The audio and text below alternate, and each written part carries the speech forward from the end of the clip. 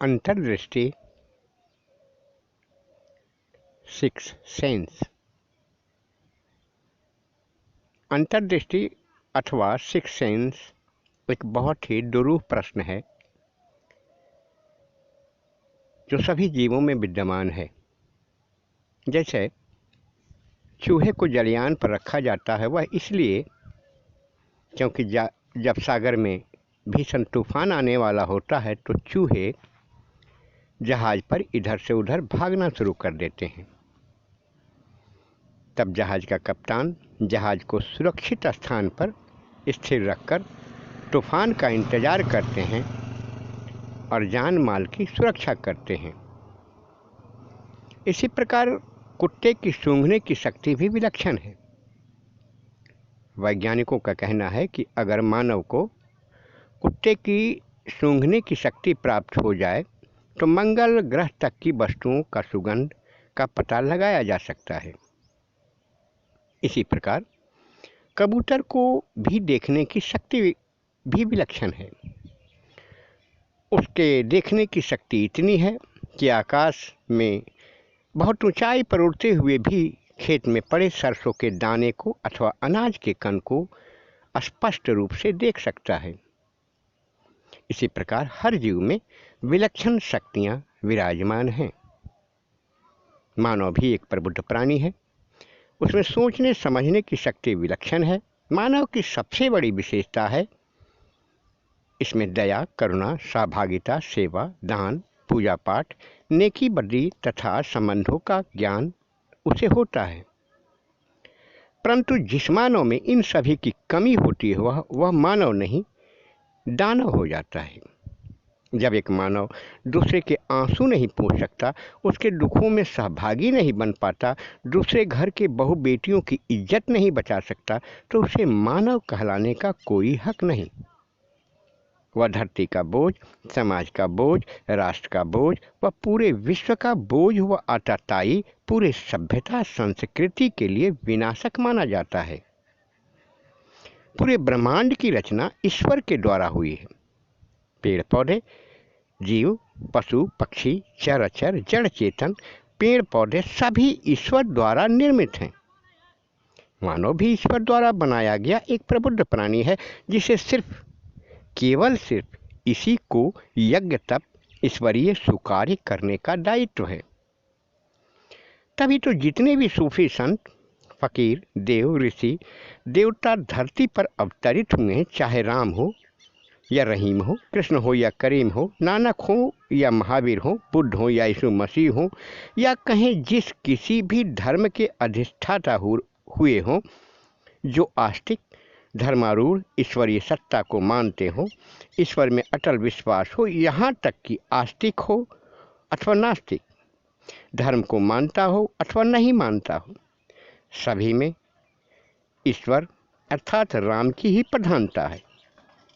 तभी हिंदू अर्थात सनातन धर्म में जब आदमी मर जाता है तो उसके शव को 4 आदमी कंधे पर तथा एक आदमी हांडी में आग, धुवन तथा जौ, कौड़ी, तिल, पैसा, कसेली सभी राम नाम सत्य है कहकर उसका दाह संस्कार करते हैं।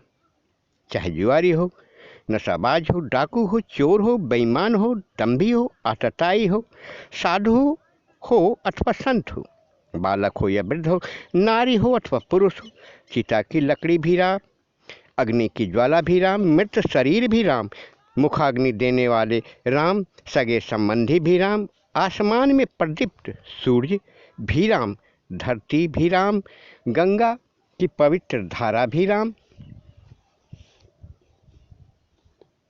इस प्रकार सर्वेश्वर राम जो भक्त वत्सल हैं वही नारायण है, वही योगियों के महायोगी महाकाल, देव की यशोदा वसुदेव नंदपुत्र नारायण, शंकर, ब्रह्मा, विष्णु, रुद्र वेद, पुराण, उपनिषद, यज्ञ व तप के अधिष्ठाता हैं, जो गोपाल गोवर्धनधारी हैं, जो सृष्टि की उत्पत्ति, पालन तथा संहार करता हैं, जो लिंग से परे हैं अर्थात अर्धनारीश्वर व हरिहर व तारकेश्वर नाथ हैं।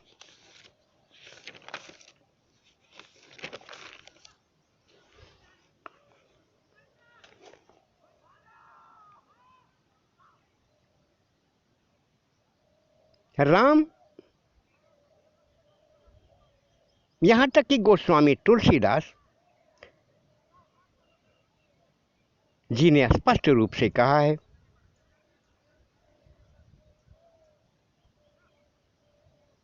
कि देव धनुज नर नाग खग प्रेत पितर गंधर्व बंधव किन्नर रजनी चर कृपा करहूँ अब सर्व। सभी ईश्वरीय सत्ता से ही निर्मित हैं। राम अमृत भी हैं तो राम महाकाल कूट विष भी हैं। तभी तो भगवान शंकर ने समुद्र मंथन के समय ब्रह्मांड की रक्षा के लिए राम का नाम लेकर विष को पीकर नीलकंठ विषपानी नागेश्वर राम के परम हितैषी राम को गुरु राम को पिता राम की भक्ति के रामेश्वर तारकेश्वर नाथ हनुमदमेश्वर नाथ बने। दूसरी तरफ सिया राम में सब जग जानी करो प्रणाम जोरी जुग पानी में सृष्टि के नियंता सिर्फ राम हैं, जिनका न कोई रूप है न रंग है न जाति है न धर्म है न बद्ध है न अबद्ध है। श्रद्धा भी वही है, विश्वास भी वही है, योग भी वही है, भोग भी वही है, यज्ञ भी वही है, तप भी वही है। नारी रूप में जगदम्बा दुर्गा भी हैं, या कहें कालों के महाकाल उनका रूप मत्स्यावतार कूर्म अवतार वराह अवतार नारसिंह अवतार शेषनाग अवतार हयग्रीव अवतार अनंत अनादि अनंत यज्ञों के महा परम परात्पर परमेष्ठि मानस यज्ञों के देव ऋषि गुरु ब्राह्मण यजमान अग्नि दीपक कलश नैवेद्य आसन पुष्प फल यज्ञ की समस्त हवन सामग्रियां भी राम हैं। वे जन के प्रतीक पालक हैं। सभी धर्मों के दया करुणा सेवा सहभागिता प्रेम सत्य अहिंसा अस्तेय अपरिग्रह ब्रह्मचर्य के अमृत तत्व से आकंठित हैं। वे कहीं राम सखा हनुमान हैं तो कहीं सुदामा मित्र श्री कृष्ण हैं। परीक्षा भक्त की होती है, चाहे सत्य हरिश्चंद्र हो, राजा दशरथ हो, वसुदेव हो अथवा उनकी माता हो। भक्त ईश्वर के पिता तथा माता दोनों होते हैं। तभी तो दशरथ मरते वक्त हा राम हा राम हा राम करके प्राण तोड़े। वही वसुदेव बालक को सूप अथवा टोकरी में लेकर कारागार से उफनती वेगवती यमुना में गोकुल नंद के यहाँ यशोदा पुत्री कन्या अष्टभुजा दुर्गा की अदला बदली के लिए यमुना में डूबने को होते हैं। तभी बालक कृष्ण अपने नन्हे सुकोमल पैर सूप से नीचे कर लेते हैं और माता यमुना साक्षात देवी रूप में प्रकट होकर प्रभु पाद का स्पर्श कर यमुना का जल शांत तथा दो भागों में विभक्त हो जाता है, रास्ता मिल जाता है। इसके अतिरिक्त कैद में जंजीरों से बंधे देवकी वसुदेव के जंजीर स्वतः खुल जाते हैं। पहरेदारों को घोर निद्रा आ जाती है, सारे गेट फाटक के ताले स्वतः खुल जाते हैं। ये सारी क्रियाएं ईश्वर के आगमन, नई युग का प्रारंभ, आतंक का विनाश के लिए सूचक है। वही यशोदा कन्या जो कारागार में आती है तो सारा दृश्य पूर्वत हो जाता है। देवकी और वसुदेव के हाथों में हथकड़ियाँ व पैरों में बेड़ियाँ स्वतः लग जाती है। कारागार के सारे ताले स्वतः लग जाते हैं। सभी पहरेदार कन्या के जोर जोर से रोने से जाग जाते हैं। कंस दौड़ता हुआ आता है और उस कन्या का पत्थर पर पटकना चाहता है। कन्या योग माया उसके हाथ से छूट जाती है और अष्टभुजी दुर्गा के रूप में कंस के मरने का शंखनाद ठहाका लगा कर करती है।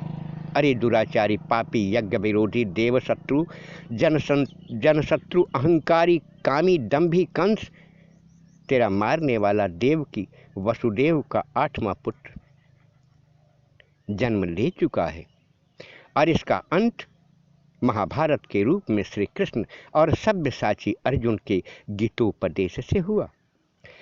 यह धरती वीर भोग्या वसुंधरा यज्ञ भूमि तपोभूमि ऋषि भूमि रही है। इस धरती पर अनंत सूफी संत आचार्य मनीषी कभी राम के रूप में, कभी रहीम के रूप में, कभी कृष्ण के रूप में, कभी करीम के रूप में, कभी महावीर के रूप में, कभी बुद्ध के रूप में, कभी गुरु नानक के रूप में तो कभी यीशु मसीह के रूप में उनका आना निरंतर अनादिकाल से धर्म की रक्षा के लिए, मानव को एक साथ हंसने के लिए, सेवा, सहभागिता, प्रेम, सहिष्णुता, ईश्वर सत्ता, नेकी का रास्ता बताने के लिए कभी शंकर, कभी दुर्गा, कभी महाकाली, कभी महालक्ष्मी, कभी महासरस्वती के रूप में आते रहे हैं और आते रहेंगे।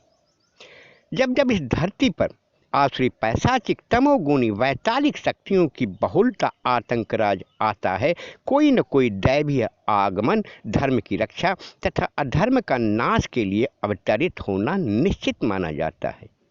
आइए हम, आप और सारा धर्म प्रेमी विश्व सत्य और अहिंसा, भाईचारा, प्रेम, सहिष्णुता, सेवा, सहभागिता का आलंबन कर कल की रूपी आसुरी, पैशाचिक, तमोगुणी शक्तियों का नाश करें। नारायण जो भगवान श्री राम हैं, धर्म यज्ञ तप भूमि की रचना करें, जिसमें हम आपसी कलह, बदले की भावना, ईर्ष्या, अहंकार, राम के नाम के लिए आहुति दें और एक तपोभूमि, यज्ञ भूमि, शांति कुंज की रचना का प्रारंभ करें। तथास्तु।